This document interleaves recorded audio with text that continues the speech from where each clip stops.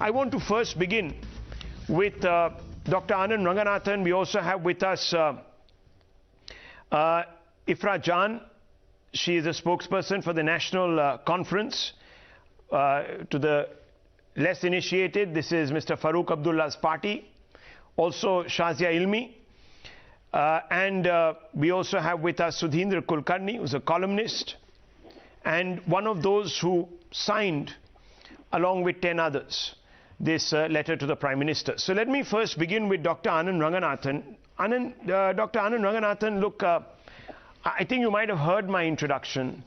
I want to understand, how can we even want to give these stalwarts, quote unquote, a chance? No, good evening, Rahul. May I, at the beginning itself, disagree with you? I think the people who are saying, let's talk to Taliban, they do have a point. If the Indian government can talk with the treacherous, seditious, bigoted, misogynist, religious supremacist Gupkar alliance, then why can't it talk with the Taliban? I mean, the species may be different, cobra or viper. The habitat may be different, grass or calf. But the genus is the same. Let me illustrate to you what I mean very briefly. Was it the Taliban who said, and I quote, Allah would want that we gain independence from India? No, it was Farooq Abdullah daring India to abrogate 370. Was it the Taliban who perpetrated large-scale violence and totally rigged an election to gain power? No, it was Farooq Abdullah in 1987, a fact acknowledged by even the Congress's own Shashi Tharoor. Was it the Taliban who brutally trampled on the human rights of lakhs of minorities like Dalits, Gurkhas, Sikhs, refugees, homosexuals in Kashmir because of continued application of the discriminatory 370 and 35A? No, it was Farooq Abdullah. Was it the Taliban who stood by and watched the valley turn overnight from Dar al-Harb to Dar al-Islam with the genocide and exodus of 5 lakh Kashmiri Hindus? No, it was Farooq Abdullah. Was it under the Taliban that 208 Hindu temples in Kashmir were demolished or vandalized in the last 30 years, a fact accepted by none other than the J&K government on the floor of the assembly? No, it was Farooq Abdullah. Let me now turn to the other illustrious member of the genus.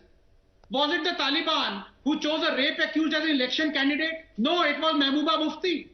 Was it the Taliban who threatened rivers of blood, quote unquote? No, it was Mehbooba Mufti. Was it the Taliban who shed tears and mourned the death of terrorist Bani? No, it was Mehbooba Mufti.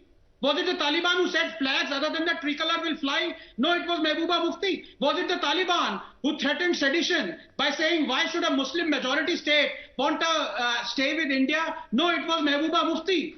Was it the Taliban who wanted to introduce punishment according to Sharia law in Kashmir and death by stoning in 2019? No, it was Mehbooba Mufti.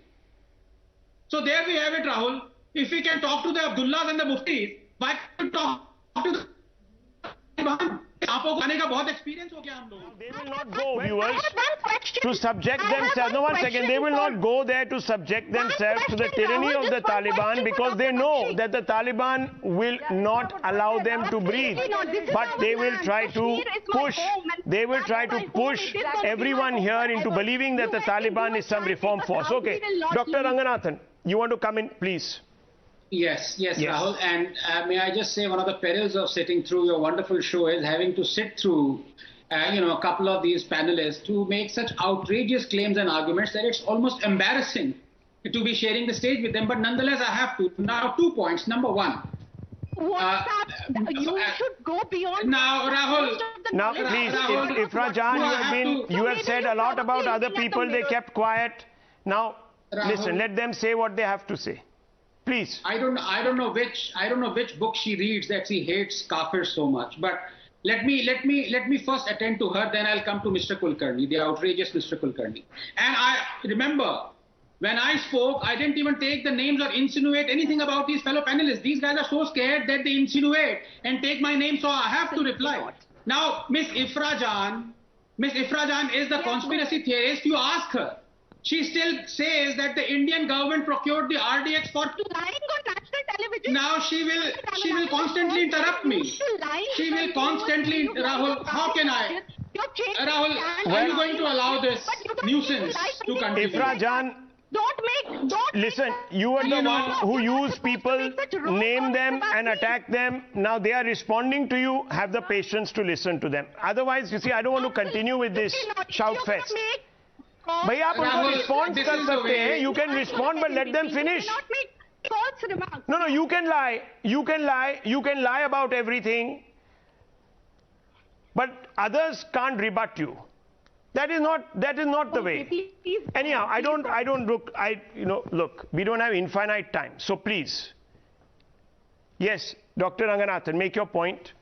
Yes. Yes, first of all, I don't even have to explain this, but maybe this lady has comprehension issues. I did not say that it was Farooq Abdullah who was responsible for the genocide and exodus of 5 lakh Kashmiri Hindus. The exact phrase I used was it the Taliban who stood by and watched? No, it was Farooq Abdullah. And as Rahul also said, he came to power so many times after 1990. Now, Rahul, you have to mute her because I can't go on like this. Well, then I'll have to lower your fader, Ifra Jan. Then you will write tomes to say that there was no tolerance. The man is making a civilized point. He's not abusing you. He's only making a point. You can contradict him. Have the maturity, madam. Okay, lower her fader. I can't have this. I'm running out of time on this debate. I have an important story to go and more guests waiting. That's not fair. Please lower her fader. Yes, Dr. Ranganathan. Rahul, so I said stood by and watched, and I stand by what I said. And you also have, reiterated the fact that it was Mr. Farooq Abdullah who stood by and watched this. Number two, coming back to Mr. Kulkarni, now, as I said, it's really embarrassing because he's saying, I didn't even take his name because it's, he's a no one. But he took my name, he insinuated that I was vilifying Farooq Abdullah. Since when has stating facts being vilifying someone? I stated the fact. I challenge him to find that out. I quoted Farooq Abdullah, who said, and I quote again, Allah wants that we gain independence from India, quote unquote.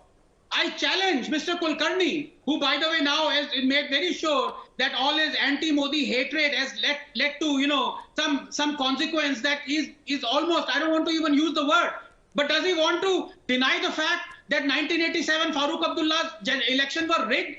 Shashi Tharoor has accepted this on television, that 1987 we completely rigged the elections and Farooq Abdullah became the chief. These are facts. How is stating facts vilifying someone? It's unbelievable. I mean, I really dread the fact that at one point of time, 20 years ago, this man was one of the half a dozen most powerful people in this country. Maybe that's why unfortunately, Mr. Kulkarni, would you like to respond on fact? How does stating fact become vilification? I thought that our discussion is not about Kashmir, but about Afghanistan. It's certainly not, sir, but you brought in the point, so I don't know. He's responding to you. He brought me in. He's saying that I'm vilifying Farooq Abdullah. Afghanistan. I asked him a simple question. I'm not going into the history of Kashmir. Did Farooq Abdullah not say that Allah would want we gain independence from India? Say yes or no. Did Farooq Abdullah, when he was elected in 1987, were the elections rigged or not? Do you have the guts to say so? No, you don't. Because let me quote Rahul. Let me quote what Sudhendra Kulkarni said when Rahul Gandhi became the president of Congress in 2017. Let me quote. And it will become very clear why Sudhendra Kulkarni will not answer in yes or no. I'm quoting Sudhendra Kulkarni. A new leader is born. A leader India wants. A leader with a new, truly Gandhian philosophy. He practicing love. Today, I am more than ever convinced that Rahul Gandhi will and should become India's next Prime Minister. Okay.